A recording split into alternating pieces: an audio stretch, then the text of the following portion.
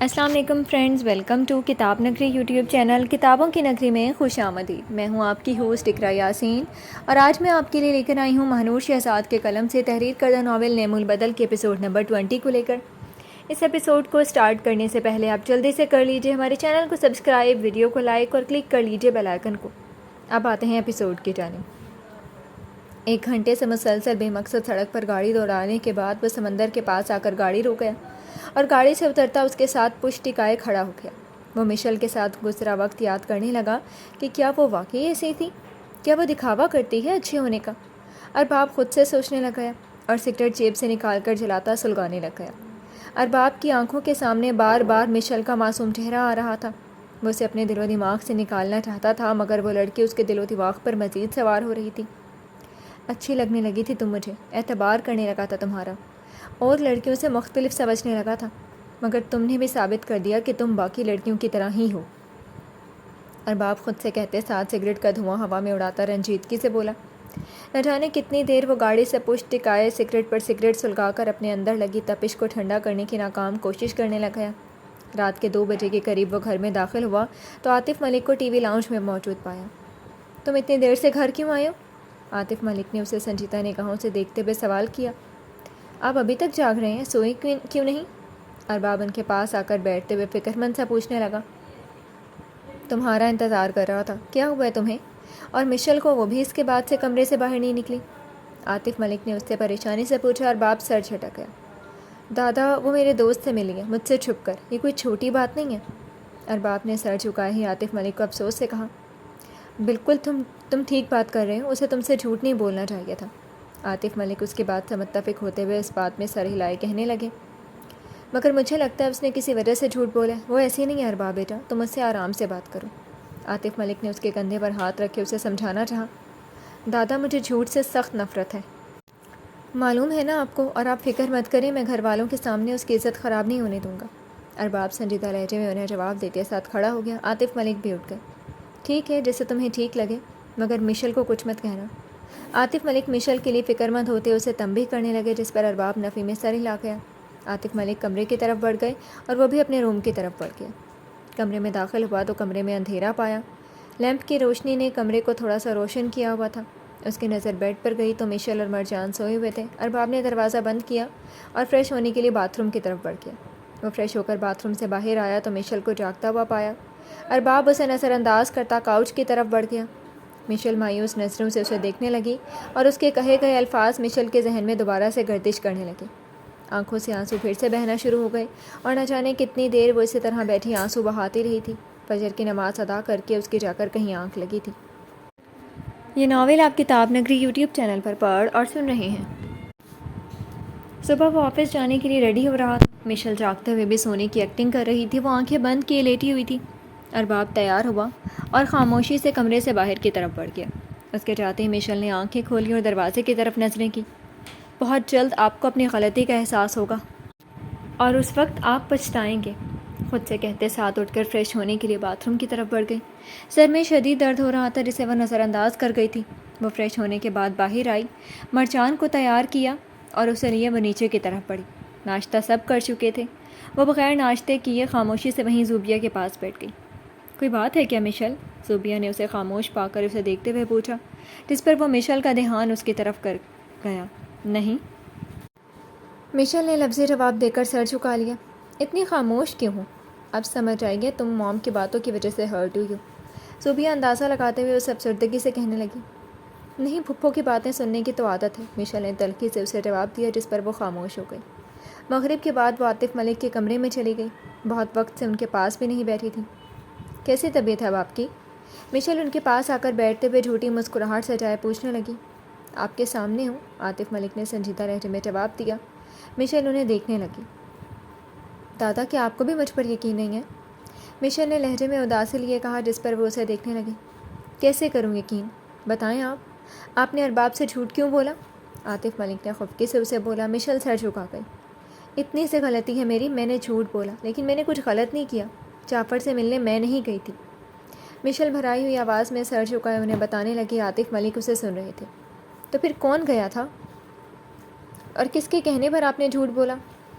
عاطف ملک نے اب کی بار نرمی سے اس سے پوچھا۔ مشیل نے سر اٹھا کر انہیں دیکھا۔ وہ انہیں نہیں بتا سکتی تھی کیونکہ ہدا نے مشیل پر بھروسہ کر کے اسے بتایا تھا اور وہ کسی اور کو بتا کر اس کو دھوکہ نہیں دے سکتی تھی۔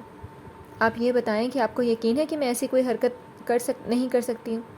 مشیل نے بدلے میں ان سے سوال کیا تھا۔ عاطف ملک اسے دیکھنے لگے۔ مجھے یقین ہے آپ پر، لیکن آج کے بعد جھوٹ مت بولا اور ارباب کو سچ بتاؤ۔ عاطف ملک نے اسے پیار سے سمجھانا چاہا۔ میں نے بتانا چاہا انہیں، لیکن وہ میری بات نہیں سن رہے۔ بہت جلد انہیں سچ پتہ لگ جائے گا۔ مشیل نے سنجیدہ لہجے میں کہتے ساتھ وہاں سے اٹھ کر چلی گئی۔ عاطف ملک اسے جاتا دیکھنے لگے۔ انہیں دونوں بچوں کے لیے بے حد برا لگ رہا تھا۔ یہ ناول آپ کتاب نگری یوٹیوب چینل پر پڑھ اور سن رہے ہیں۔ ارباب گھر میں داخل ہوا تو ایک گہری خاموشی نے اس کا استقبال کیا۔ ارباب کے ماتھے پر بل نمودار ہوئے۔ سب کہاں ہیں؟ کوئی نظر نہیں آ رہا۔ ارباب کسی کو موجود نہ پا کر ملازم سے پوچھنے لگا۔ ملک صاحب کی طبیعت بہت خراب ہے، ملازم نے اسے سر جھکائے بتایا۔ ارباب فوراً سے عاطف ملک کے کمرے کی طرف بڑھا۔ گھر کے تمام افراد وہیں موجود تھے اور سب پریشان نظر آ رہے تھے۔ کیا ہوا دادا کو؟ ارباب پریشان سا عاطف ملک کے سر پر پہنچتا پوچھنے لگا۔ چکر آ رہے تھے، گر گئے، ڈاکٹر کو بلانا پڑا۔ صدف محترمہ نے اسے ان کی طبیعت کے متعلق بتایا۔ جاؤ مشیل، ارباب تھکا ہوا آیا، اس کے لیے کھانا لگواؤ۔ صدف محترمہ نے فوراً سے مشیل کو مخاطب کیے بولا۔ مشیل ان کی طرف متوجہ ہوئی اور خاموشی سے جانے لگی۔ اس کی ضرورت نہیں ہے، میں کھا کر آیا ہوں۔ ارباب نے اپنے مخصوص سنجیدہ لہجے میں انکار کر دیا۔ مشیل پھر بھی باہر کی طرف بڑھ گئی۔ میں ٹھیک ہوں ارباب بیٹا، آپ فریش ہو جاؤ، عاطف ملک نے اسے نرم لہجے میں کہا، جس پر وہ اس بات میں سر ہلا کر کمرے کا رخ کر گیا۔ وہ فریش ہو کر واپس کمرے میں آیا تبھی مشیل آتے دکھائی دی اور اس کے سامنے چائے کا کپ کیا۔ میں نے نہیں مانگی۔ ارباب نے سرد لہجے میں ایک نظر کپ پر ڈال کر اسے بولا۔ مجھے لگا آپ کو ضرورت ہے اس کی۔ مشیل نے اسے دیکھتے ہوئے ٹھنڈے لہجے میں کہا۔ نہیں، اور میں نے تمہیں کل کیا کہا تھا؟ میرے سامنے کم ہی آنا۔ ارباب نے اسے سرد نگاہوں سے گھورتے ہوئے یاد دلایا اور نیچے کی طرف بڑھ گیا۔ مشیل اسے خالی نظروں سے جاتا دیکھنے لگ گئی اور وہ بھی خاموشی سے پیچھے آئی۔ آپ سب لوگ جا کر آرام کریں، میری طبیعت اتنی خراب نہیں ہے، عاطف ملک نے مسکراتے ہوئے سب کو دیکھ کر کہا۔ وہ لوگ ان کی بات مانتے خیال رکھنے کی تنبیہ کر کے چل دیے۔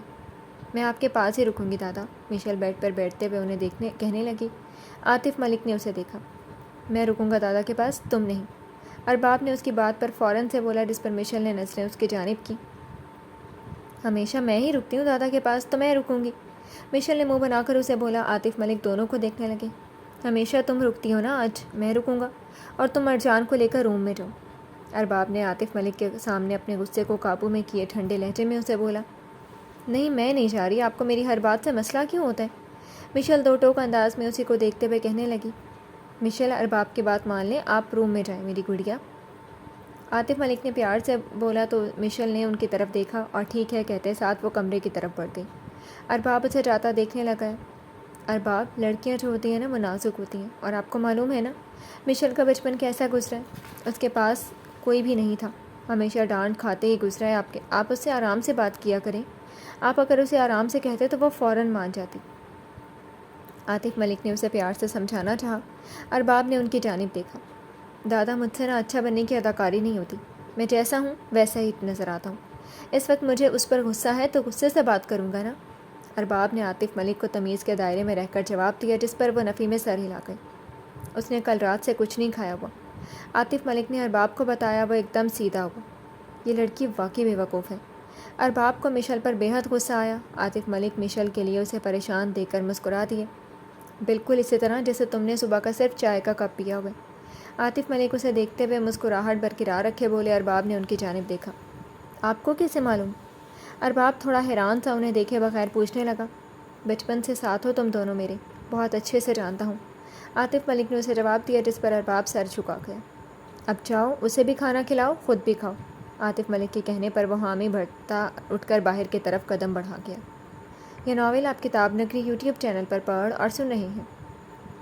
مشیل نماز پڑھ کر فارغ ہوئی تبھی ارباب کمرے میں داخل ہوا۔ کھانا کھا لو، ارباب اس کے سامنے کھانے کی ٹرے رکھتے ہوئے سنجیدگی سے کہنے لگا۔ بھوک نہیں ہے مجھے، مشیل نے اسپاٹ لہجے میں اسے جواب دیا۔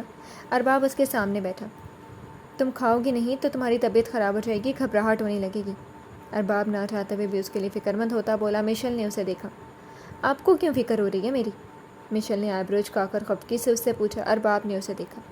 مجھے کوئی فکر نہیں ہو رہی ہے، کھانا ہے کھاؤ، نہیں کھانا مت کھاؤ، میں تو کھانے لگا ہوں، مزید بھوکا نہیں رہ سکتا۔ ارباب کندھے اٹھا کر خود کو لاپرواہ ظاہر کرواتے ہوئے کہنے لگا۔ مشل نے حیرانگی سے اسے دیکھا۔ آپ نے بھی کچھ نہیں کھایا؟ مشل حیرانگی سے اس سے پوچھنے لگی۔ ارباب نفی میں سر ہلا گیا۔ مشل خاموشی سے اس کے ساتھ کھانے لگ گئی۔ آپ کو میری بات سننی چاہیے تھی ویسے، مشل ایک نوالا کھا کر اسے دیکھتی منہ بنا کر کہنے لگی۔ ارباب نے اسے دیکھا۔ تم نے جھوٹ بولا، مجھ سے نفرت ہے مجھے جھوٹ سے۔ ارباب نے اب کی بار سرد لہجے میں اسے بتایا۔ مشل اسے دیکھنے لگی۔ لیکن میں کلیئر کرتی ہوں۔ مشل ابھی بول ہی رہی تھی جب ارباب نے اسے ٹوک دیا۔ تمہیں مجھے پہلے جھوٹ نہیں بولنا چاہیے تھا۔ افسوس یہ ہے کہ میرے دوست نے بھی مجھے کبھی نہیں بتایا کہ وہ تمہیں پسند کرتا ہے۔ مانا زبردستی شادی کی ہے تم نے مجھ سے، مگر تم مجھے بتا دیتی تو شاید جعفر کے ساتھ تمہاری شادی۔ ارباب نے رنجیدہ لہجے میں اس سے کہنے لگا۔ مشل بے یقینی سے اسے دیکھنے لگی۔ ارباب آپ کچھ بھی بول رہے ہیں، خاموش ہو جائیں۔ مشل فوراً سے اونچی آواز میں اسے بولی۔ ارباب نے اسے دیکھا۔ ایسا کچھ نہیں ہے، میری زندگی میں آنے والے آپ پہلے اور آخری مرد رہیں گے، یہ سب کیسے سوچ لی؟ مشل خفگی سے اسے مایوس نظروں سے اسے بتانا چاہا۔ ارباب نے گہرا سانس خارج کیا۔ پھپھو نے بتایا تھا نا مجھے، تو پھپھو کی وہ بات بھی سچ ہوگی۔ ارباب نے اسے دیکھتے ہوئے تنزیہ لہجے میں بولا۔ آپ کو میری بات پر یقین نہیں ہے؟ مشل نے گہرا سانس خارج کیے اس سے سوال کیا۔ نہیں، کیونکہ کر کے دیکھ چکا ہوں، یقین ٹوٹا ہے۔ ارباب نے صاف گوئی سے اسے جواب دیا اور بغیر اس کے سنے واپس چلا گیا۔ مشل سر جھٹک گئی۔ چھوٹے سے جھوٹ کی وجہ سے اسے کیا کچھ سننا اور سہنا پڑ رہا تھا۔ یہ ناول آپ کتاب نگری یوٹیوب چینل پر پڑھ اور سن رہے ہیں۔ جعفر ملک ولا میں داخل ہوا، سب لوگوں کو سلام کیا، مگر اسے سب پہلے کی نسبت تھوڑے مختلف لگے۔ اپنا وہم سمجھ کر وہ خاموش رہا۔ میں ارباب سے مل لوں؟ جعفر عاطف ملک سے کہتے ساتھ زینے چڑھتا اس کے روم کی طرف بڑھ گیا۔ جعفر کمرے میں داخل ہونے سے پہلے ناک کر گیا۔ مشل کا دھیان اس طرف گیا۔ السلام علیکم۔ جعفر نے اسے رسمی طور پر سلام کیا۔ مشل نے اس کے سلام کا جواب دیا۔ ارباب کہاں ہیں؟ جعفر نے فوراً ہی ارباب کا پوچھا۔ وہ روم میں نہیں ہے، میرے خیال سے لان میں ہوں گے، مشل نے اسے بتایا، اور نیچے جانے کے لیے سائڈ سے گزرتی وہ آگے بڑھنے لگی کہ اس کا پیر ان بیلنس ہوا۔ اس سے پہلے کہ گرتی، جعفر نے اس کا ہاتھ تھام کر سہارا دیا اور اسے سیدھا کھڑا کیا۔ آج تو سیدھا کمرے میں آیا؟ ارباب سینے پر بازو باندھے اسے سرد نگاہوں سے دیکھتے ہوئے تنزیہ انداز میں بولا۔ جعفر اور مشل دونوں اس کی طرف متوجہ ہوئے۔ جعفر نے فوراً مشل کا ہاتھ چھوڑا۔ ہمیشہ تو روم میں لے آتا ہے تو اس لیے آج خود ہی آ گیا، تجھ سے کچھ بات کرنی تھی۔ جعفر اس کی طرف بڑھتا مسکرا کر اسے کہنے لگا۔ ارباب کے چہرے پر سنجیدگی چھائی ہوئی تھی۔ مجھے کچھ کام ہے آج، اور میرے خیال سے تم مجھ سے ملنے نہیں آئے تھے۔ ارباب اسے اسپاٹ لہجے میں کہتے ساتھ واپس نیچے کی طرف بڑھ گیا۔ جعفر اس کے پیچھے آیا۔ میں تیری علاوہ کس سے ملنے آؤں گا یار؟ جعفر اس کے پیچھے آتے ہوئے اسے بتانے لگا۔ ارباب چلتے چلتے ایک دم اس کی طرف پلٹا تھا۔ یہ تم بہتر جانتے ہو، ارباب نے سرد لہجے میں اسے کہا۔ جعفر اسے دیکھنے لگا۔ کیا ہوا تمہیں؟ اس طرح بیہیو کیوں کر رہے ہو؟ جعفر اس کے بدلے ہوئے تیور دیکھ کر فوراً سے پوچھنے لگا۔ کچھ نہیں، ارباب کہتے ساتھ گیراج کی طرف بڑھ گیا، اور جعفر بھی خاموشی سے واپس جانے کے لیے بڑھ گیا۔ یہ ناول آپ کتاب نگری یوٹیوب چینل پر پڑھ اور سن رہے ہیں۔ جعفر کے جانے کے کچھ دیر بعد وہ واپس گھر آیا اور کمرے کی طرف بڑھا۔ کمرے میں داخل ہوا تو مشل مرجان کے ساتھ کھیلنے میں مصروف تھی۔ ارباب کی آنکھوں کے سامنے شام والا جعفر کا مشل کا ہاتھ پکڑنے والا منظر لہرایا۔ اپنے آپ پر قابو پاتا وہ خاموشی سے سگریٹ نکال کر جلاتا پینے میں مصروف ہو گیا۔ سگریٹ پینے سے کیا ہوگا، صرف نقصان، مشل نے ناراضگی بھرے لہجے میں اس سے کہا تھا۔ ارباب نے اس کی بات کو نظر انداز کر دیا۔ مشل اٹھ کر اس کے پاس آئی۔ ارباب آپ جیسا سوچ رہے ہیں ویسا نہیں ہے، مشل نے اسے سمجھانا چاہا۔ ارباب نے اسے سرد نگاہوں سے دیکھا۔ وہ واقعی آپ کا ہی پوچھ رہے تھے، میں تو نیچے آ رہی تھی، ایک دم پیر ان بیلنس ہوا تو انہوں نے بس گرنے سے بچایا تھا، مشل نے اسے حقیقت بتانا چاہی۔ ارباب نے سگریٹ منہ سے نکالا اور ڈسٹ بن میں پھینکا۔ کیوں پھر سے جھوٹ بول رہی ہو؟ آج سے پہلے تو ہمیشہ میرے ساتھ روم میں آیا، مجھے بیوقوف سمجھنے کی غلطی کرنا چھوڑ دو، سمجھی؟ اور تمہیں تو کسی کے سہارے کی ضرورت نہیں چاہیے ہوتی ہے، لیکن جعفر کا سہارا چاہیے ہے۔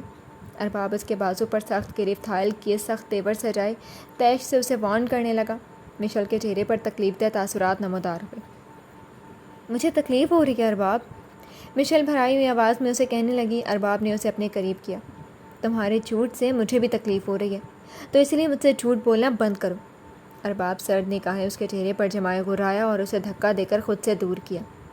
ارباب آپ بہت غلط کر رہے ہیں، پچھتائیں گے آپ، دیکھیے گا، مشل نے اب کی بار اسے غصے بھرے لہجے میں بولا۔ ارباب کا دماغ گرم ہوا۔ جسٹ شٹ اپ، ارباب چلا کر اسے کہتے ساتھ سہمنے پر مجبور کر گیا۔ وہ خوفزدہ نگاہوں سے اسے دیکھنے لگی۔ میں پچھتاؤں گا؟ جھوٹ تم بول رہی ہو، دھوکہ مجھے تم دے رہی ہو اور کہہ رہی ہو کہ میں پچھتاؤں گا۔